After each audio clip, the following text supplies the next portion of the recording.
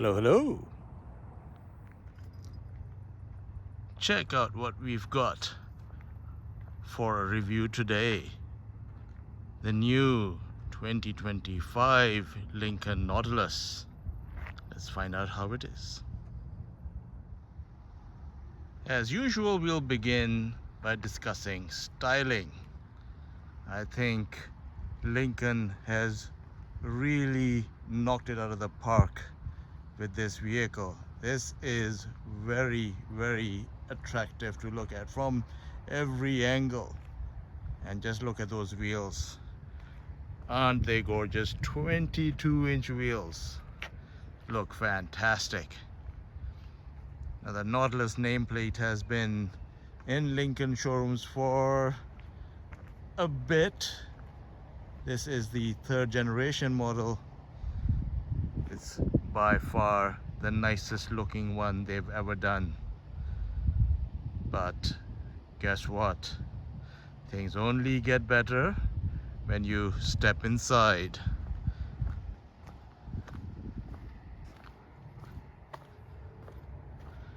You open the door with, it's not an actual pull, there's a little rubber pad here. You press that, it opens. This is similar to the door handles they had on the last Lincoln Continental model. Open the door and oh my god, look at that screen. Full length or full width of the interior. It's fantastic. Check out the steering wheel. I call it the squircle because it's a square that's a bit circular. It takes a little getting used to, but you know what, you get used to it fairly quickly, so no issues there. Power adjustment for tilt and telescopic. Check out these seats, they're phenomenal. Comfortable, supportive, and lots of adjustments, including individual air bladders for thigh support. So if you sit at a jaunty angle, this is perfect. You can have the leg support longer on one side than the other. Why haven't everybody thought of that? I quite like this. Check out the speaker grills, Revel sound system, which is extremely good. Trust me on that. Come around to the back. Loads and loads of legroom. The big panoramic sunroof to go stargazing in. Apart from that, not really much else to report there. And press another pad and this tailgate opens. It's a humongous trunk. It really is. Good job, Lincoln. You were thinking. You knew actual people buy vehicles who want to use them in actual lives, not just showrooms. So I like that.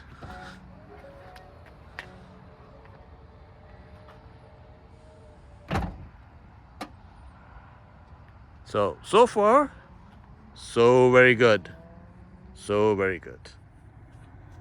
A feature that is cool for like 2 seconds but irritating for the rest of your life is that when you look at these air vents, there is no nib for you to control the air direction, up or down, left or right. So how do you do that? Well, you have to go into the display and then you can use this to control how the air should be coming out of the air vents. It's quite cool, makes you go, ooh, interesting. But it gets annoying after a while because you just want to quickly change the air direction, but no, you have to go through a sub-menu. Sometimes too much technology is not a good thing. This is one of those times. One of the cool things about the interior is how you select the gears. They look like piano keys. Very nice. Lincoln started doing this a little while ago, and I liked this back then. I'm liking it even more now. So, good job. And no, that's not an iDrive controller. That's just a giant volume knob. Yep. So one of the things I really dislike about the Squircle steering wheel, yes, Squircle, because it's a circle that is a bit square, is that it hides the instrumentation. So for instance, this is where the speed is. So with my eyesight, I can see the speed, but I then don't see what else is being displayed at the bottom of the screen. Maybe nothing important is being displayed there, but I would prefer to be able to see the whole screen. Would a yoke have been a better idea? Maybe, although I'm not in favor of the yoke steering wheels either. So yeah, this will take a little getting used to. Mind you, the Squircle works fairly well. I haven't had any issues maneuvering the car with it, so at least that works out. The rest of the interior is very nice. Look at this. All these lighting, all this display. This is a proper luxury environment. So, good job, Lincoln. This is quite impressive.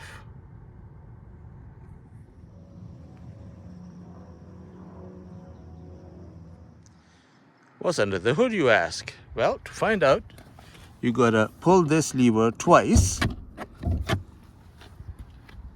and you do that because there are no catches for you to hunt for and then release the hood. It has done that with a double pull. Then you just lift up the hood. It's up on hydraulic struts. That's good. And there you go, that's the engine. So this model I'm driving is the hybrid.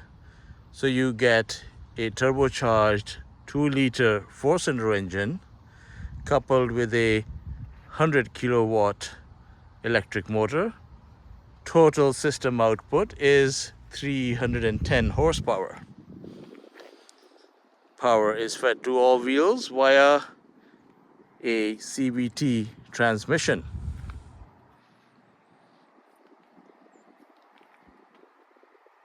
Not the most exciting of engines, but sufficient-ish. We'll get more into that in a bit.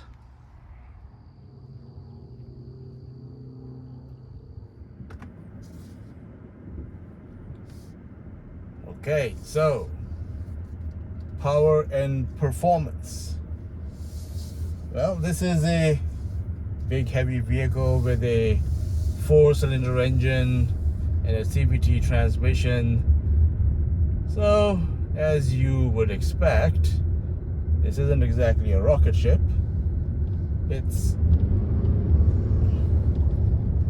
I wouldn't call it slow. In fact, 0 to 100 kilometers an hour would take just under 7 seconds. So, not slow, but it never encourages you to go fast. So, yes, it can get out of its own way, but it wouldn't encourage you to take the long way home. Let's put it that way. Okay, so let's talk about driving dynamics. What's this thing like to drive?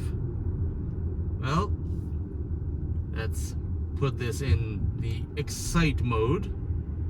a couple of drive modes. Excite would be the most exciting. So let's see if it is exciting to drive.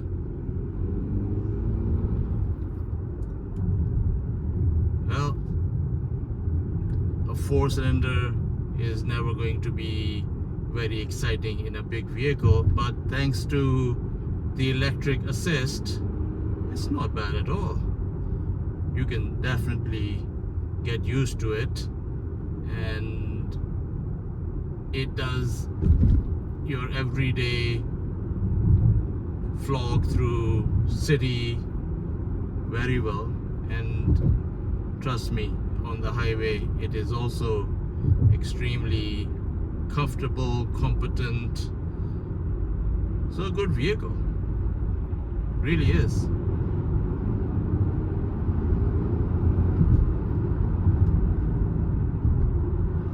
Picks up speed very smoothly.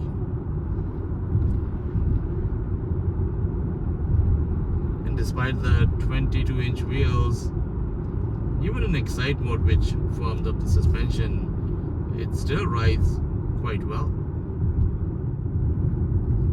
Coming up to a roundabout, however, I'm going to take the first exit to the right and then head towards a road that is nicknamed Snake Road. You'll see that in a second why it's called Snake Road.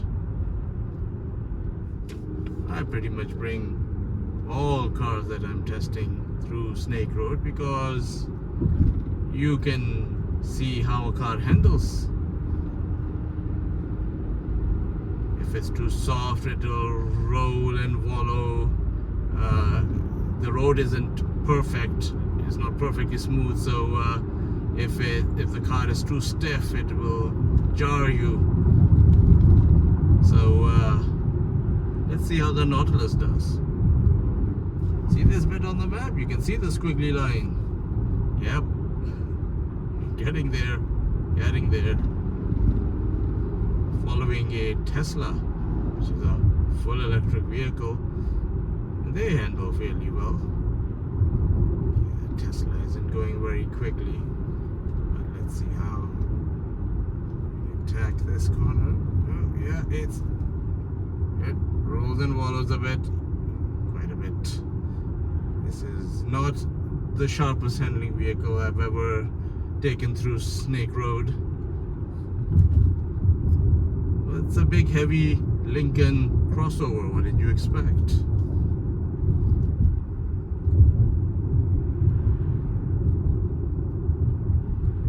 So no, it won't encourage you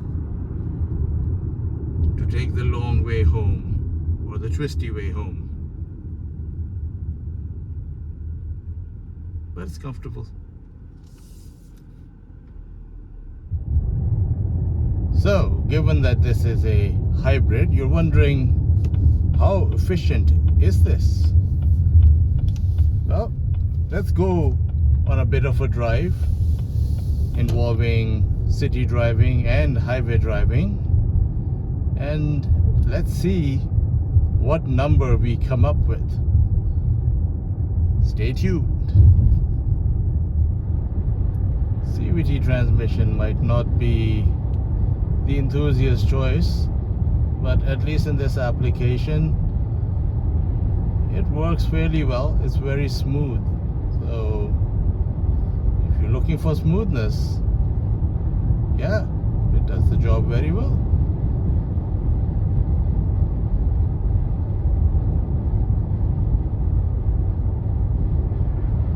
Personally, I'd still prefer either a torque converter automatic or a dual clutch transmission.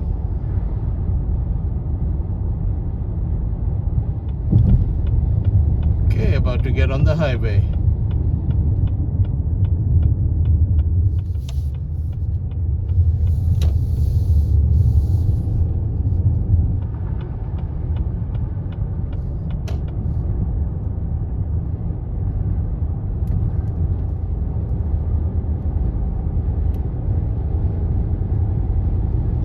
That was scary seeing a tractor trailer that had crossed onto oncoming traffic and ended up on the ditch on the other side. Hopefully it didn't hit any cars coming the other way. But yeah, that looked scary. I don't know how much of that was visible on camera, but yeah, that was not a good sight. Out on the highway, I'm going to engage cruise control.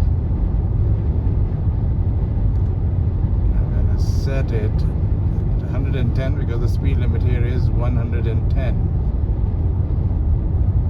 And it's telling me hands-free. So that means it will follow the road. The car merging from the right. Hopefully it will accelerate so I don't have to go around it.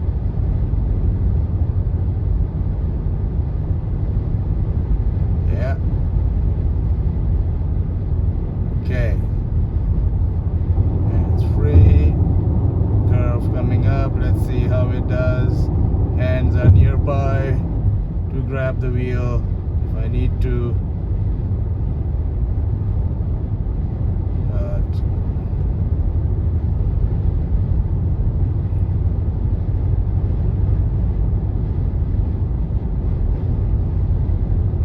Doing it.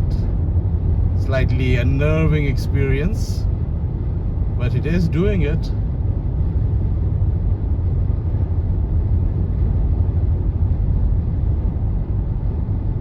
Complete hands-free driving will take a little getting used to. Correction, it will take a lot of getting used to. I'm perfectly fine with just adaptive cruise control with lane keep assist, but this is next level. So yeah, okay.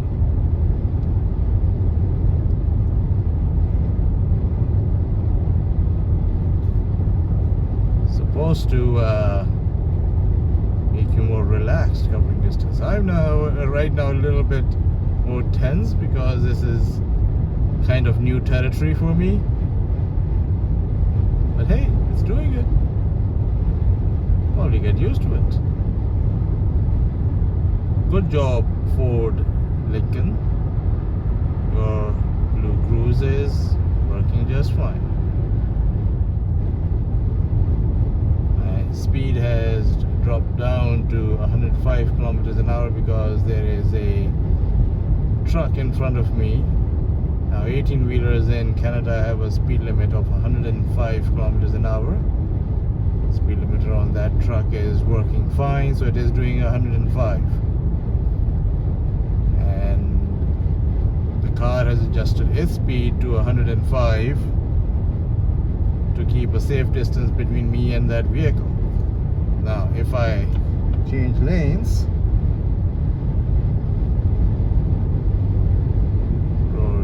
open, speed is rising back up to 110.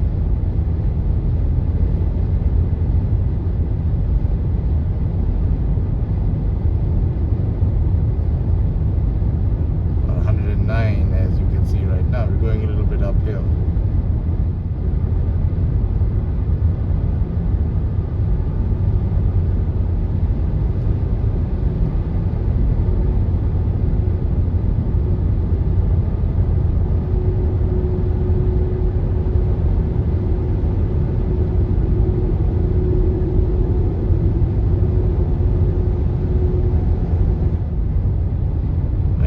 Just 5 kilometers an hour faster than a semi-truck.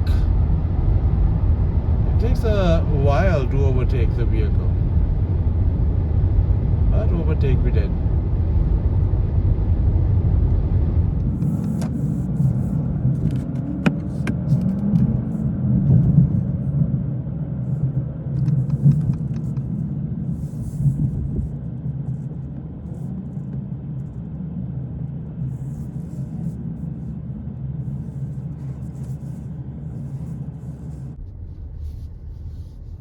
So how did we do in our fuel economy test? Well, when you shut the car off, it tells you that, okay, I covered 33 kilometers exactly, 4.4 of which was in electric, and I averaged 7.4 liters per 100k. For a vehicle of this size, yeah, that's quite impressive. So if fuel economy is of concern to you and you want a big luxury SUV, you need to really look into one of these. So let's talk about pricing. Excuse me for a second while I take a seat in the trunk. All right, so in Canada, the Lincoln Nautilus starts from about $64,000. This hybrid as equipped is $85,000. That's quite a bit, but it is a very good luxury vehicle, so perhaps worth the money. And given the number I've seen on the road, I guess it's resonating with people. Final verdict. So, should you buy the new Lincoln Nautilus? Well, if luxury is a high priority for you, then absolutely. This is a supreme luxury vehicle. It ticks all the boxes, looks good, fantastic interior. Just not exciting to drive. So if driving dynamics are your big preference, then perhaps something else would be better suited for you. But as a luxury vehicle, oh yeah, this is fantastic. So I hope you liked this video. Please like and subscribe, and please tell your friends about us. Thank you so much.